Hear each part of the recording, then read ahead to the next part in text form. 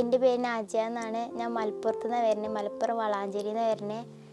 ഉണ്ടായത് എൻ്റെ കൈൻ്റെ നെർവ് മൊത്തം കട്ടായിട്ട് ഫെബ്രുവരി 22-ാം തീയതിയാണ് സംഭവം ഉണ്ടായത്. അപ്പോൾ ഞാൻ ജനൽ കഴുകിയതാണ്, എൻ്റെ അമ്മ ഉണ്ടായിട്ടില്ല. അപ്പോൾ ജനൽ കഴുകിയതാണ്. അപ്പോൾ ജനൽ കഴുകുമ്പോൾ ഞാൻ വീണപ്പോൾ വികാൻ പോയപ്പോൾ പിടിച്ചതാണ്. അപ്പോൾ ഇവിടെ മുറിഞ്ഞ്. അപ്പോൾ ഞാനും എൻ്റെ പെരയിൽ ഉമ്മ ഉണ്ടായിട്ട്, അപ്പോൾ എൻ്റെ കാക്ക ഉണ്ടായിന്. ഹോസ്പിറ്റലിൽ കൊണ്ടുപോയി. ആ ഹോസ്പിറ്റലിൽ എടുത്തില്ല. ഇൻഡക്ഷനും മരുന്ന് ചോര നിൽക്കാനുള്ള മരുന്നും അടിച്ച്. അവിടെ എടുക്കായിട്ട് അൽമാസ് ഞങ്ങൾ റെഫർ ചെയ്തു. അപ്പോൾ ഇവിടുത്തെ നജീബ് ഡോക്ടറാണ് സർജറി ചെയ്തത്. അപ്പോൾ ഡോക്ടർ ചെയ്തപ്പോൾ ഞങ്ങൾ 3 മണിക്ക് കയറിയിട്ട് 10:30-ക്കാണ് ഓപ്പറേറ്റ് ചെയ്ത് ഇറങ്ങിയത്. അപ്പോൾ പേടി. ഞാൻ വിചാരിച്ചു എൻ്റെ ഒക്കെ കഴിഞ്ഞ് ഡോക്ടർ ഇങ്ങനെ അവിടെ നിന്ന് ഇവിടെ നിന്നൊക്കെ ഓരോന്ന് പറയുന്നുണ്ടായിന്.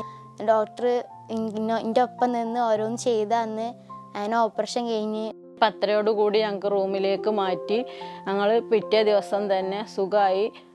അങ്ങനെ അത് ഒരു 4 ദിവസം ഞങ്ങൾ ഇവിടെ താമസിച്ച് സുഖമായി വന്ന് ഞങ്ങൾ വീണ്ടും കാണിച്ചു. അപ്പോൾ ഏകദേശം കൈ 1 മാസത്തോളം കഴിഞ്ഞ്, 1 മാസം അടുത്തായപ്പോക്കിന് തന്നെ കൈ പ്രവർത്തനം തുടങ്ങി. ഡോക്ടർ പറഞ്ഞിട്ടുണ്ടായിരുന്നു 6 മാസം നമുക്ക് നോക്കാം അങ്ങനെയൊക്കെ പറഞ്ഞു. 6 മാസമൊന്നും ഞങ്ങൾക്ക് കാത്തിരിക്കേണ്ടി വന്നില്ല.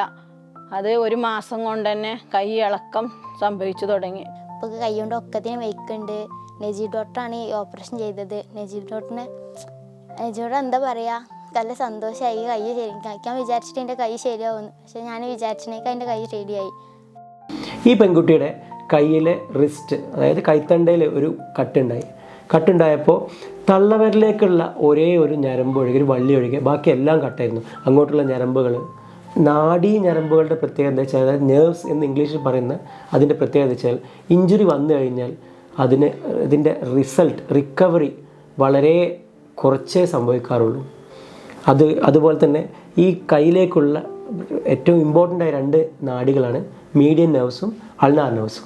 ഈ 2 ഞരമ്പുകളും കട്ടായിട്ട് നമ്മൾ അതിൻ്റെ മൈക്രോ സർജറിയിലൂടെ അത് അപ്രോക്സിമേറ്റ് ചെയ്ത് വെച്ചാൽ അത് റിക്കവറി ചെയ്യുമ്പോൾ നമ്മുടെ കൈയിൻ്റെ വിരലുകളുടെ ഫൈനായിട്ടുള്ള മൂവ്മെൻറ്റിന് വേണ്ടിയിട്ടുള്ള കൈപ്പത്തിയിലെ പല ചെറിയ ചെറിയ മസിലുകൾക്കുള്ള റിക്കവറി ഉണ്ടാകും.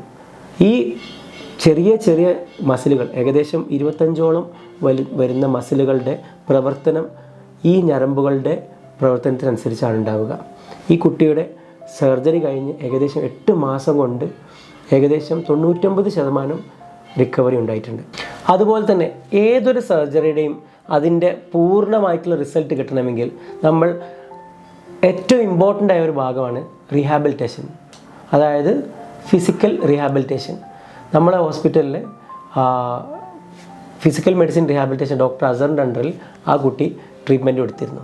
അപ്പോൾ ഒരു സർജറി മാത്രമല്ല, അതിൻ്റെ പൂർണ്ണമായിട്ടുള്ള റിസൾട്ട് ഉണ്ടാവാൻ അതിൻ്റെ കൂടെ ഒരു റീഹാബിലിറ്റേഷൻ കോഴ്സും കൂടെ കംപ്ലീറ്റ് ചെയ്താൽ നല്ലൊരു റിസൾട്ട് ഉണ്ടാവുകയുള്ളൂ.